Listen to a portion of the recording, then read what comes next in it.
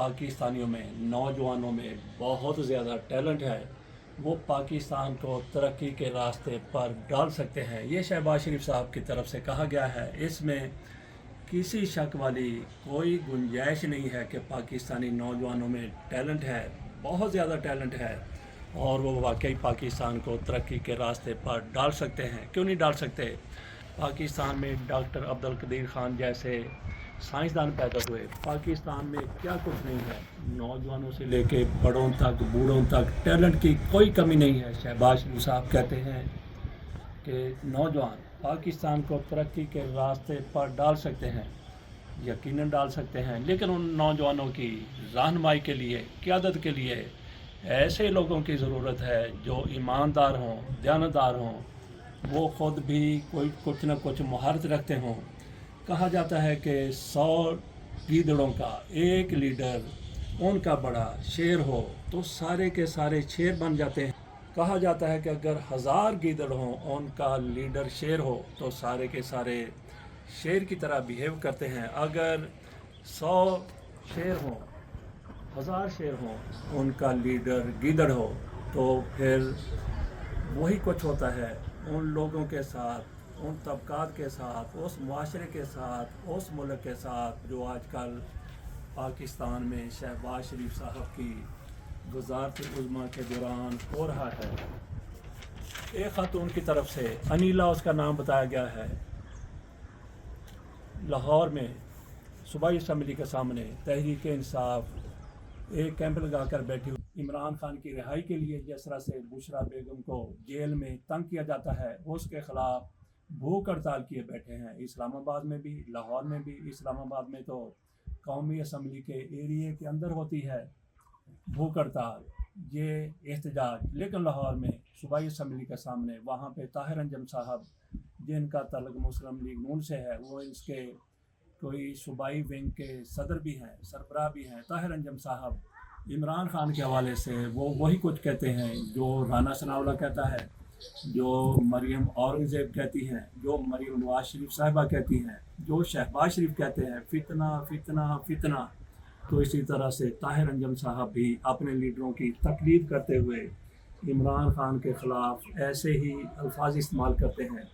जैसे ही उनकी गाड़ी वहाँ पे आई, उनको देखा तो अनिला नामी खातून झपटी, उनको गरेबान से पकड़ा, 1 थप्पड़, 2 थप्पड़, 3 थप्पड़, और फिर उनका लहजा और उनकी तरफ देखना, जिस तरह से वो झपट रही थी, लपक रही थी, थप्पड़ पे थप्पड़ रसीद कर रही थी, ज़ुबान भी उनकी बड़ी तेज चल रही थी।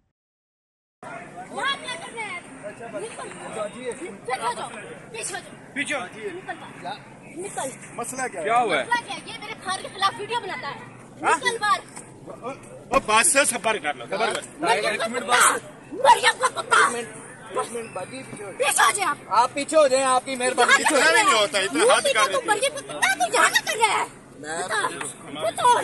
एक मिनट भाई कैमरा एक मिनट वीडियो बनाता है। वो जेल में खान दाल रोटी खाता है, मुल्क की जंग लड़ा, अपने बाप की जंग लड़ा। चलो बाजी, कुत्ता मरियम का कुत्ता रोज मेरे खान के खिलाफ वीडियो बनाता है। चल बाजी, पीछे हो, आप पीछे हटे। एक मिनट हटे ना यार, छोड़े यहाँ से, छोड़े पीछे हट जा। आप छोड़े यहाँ से, आपकी मैं रिस्पेक्ट कर रहा हूँ, पीछे हटे। निकल बाहर। रिस्पेक्ट कर रहा हूँ, पीछे निकल जाता। नहीं, ये आपको अभी पता है इमरान खान की वीडियो बनाता है रोज इमरान खान के खिलाफ। चलो ठीक है, ये हो गया। आप पीछे हटे, आप पीछे हटे, उठ जाए। मुंह से बात करें, मुंह से बात करें। ये क्या तरीकाकार है आपका? ये क्या तरीकाकार है आपका? तो उससे याद आ गया कि मरियम औरंगज़ेब साहिबा, मरियम नवाज शरीफ साहिबा और हिना परवेज़ भट्ट, उज़्मा बुखारी, इस तरह की ख़वातीन इमरान खान उनके सामने आ जाएं तो खुदा की कसम ये ऐसी कसर न छोड़ें जो कुछ अनीला की तरफ से ताहिर अंजम के साथ किया गया। जिस तरह की इनकी ज़ुबान इस्तेमाल करती हैं, वो भी बार बार यही कह रही थी कि ये मरियम का कुत्ता है जो मेरे लीडर को गालियां देता है, मेरे लीडर की किरदार कुशी करता है, उसको दहशतगर्द करार देता है। قطعی طور پر اس کی حمایت نہیں کی جا سکتی جو کچھ اس خاتون کی طرف سے کیا گیا، انیلا کی طرف سے کیا گیا۔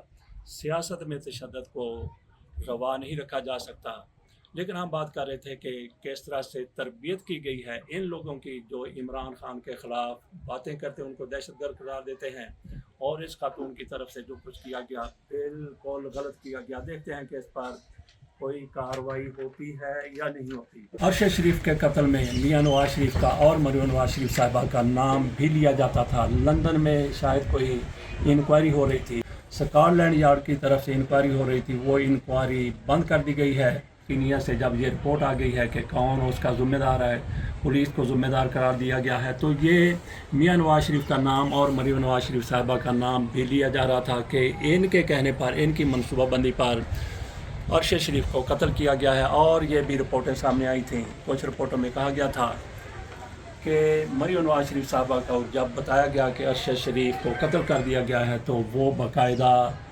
اس پر خوشی کا کہکے لگاتے ہوئے اظہار کرتی ہوئی نظر آئی تھی۔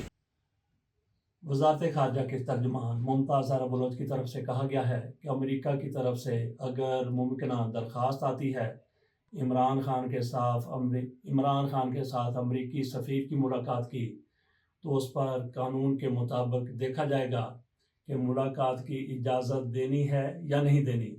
یہ ہماری ممتاز زہرا صاحبہ دیکھیں گی، بلکہ وزارت خارجہ اس کو دیکھے گی امریکی سفیر کی طرف سے اگر درخواست آتی ہے ملاقات کی کہ وہ عمران خان سے ملاقات کرنا چاہتے ہیں، کیونکہ امریکی وزارت خارجہ کے ایسے ہی ترجمان سے سوال کیا گیا تھا، بلکہ ان کو کہا گیا تھا کہ عمران خان کو جن مشکلات کا پاکستان کی جیل میں سامنا ہے، ان کے ساتھ جو کچھ جیل کے اندر کیا جا رہا ہے، تو اس سے آگاہی کے لیے اپنے سفیر کو کہیں، ڈونلڈ لو کو کہیں کہ ان کے ساتھ ملاقات کرے۔ دیکھتے ہیں کہ امریکہ کے ایک ترجمان کو جو تجویز دی گئی تھی اس پر انہوں نے کہا تھا کہ ٹھیک ہے، ہم کوشش کریں گے کہ ہمارا سفیر عمران خان سے ملاقات کر لے اور پتہ چلا ہے کہ وہاں پہ ان کے ساتھ کیا ہو رہا ہے۔ تو اس کو مد نظر رکھتے ہوئے اس کے بعد پھر پاکستان کی وزارت خارجہ کے ترجمان کی طرف سے یہ بیان دیا گیا۔ ساتھ انہوں نے یہ بھی کہا کہ پاکستان کے اندر بلا ضرورت اور غیر ضروری تبصرے کرنے کی ضرورت نہیں ہے، پاکستان کے اندرونی معاملات میں مداخلت ہے۔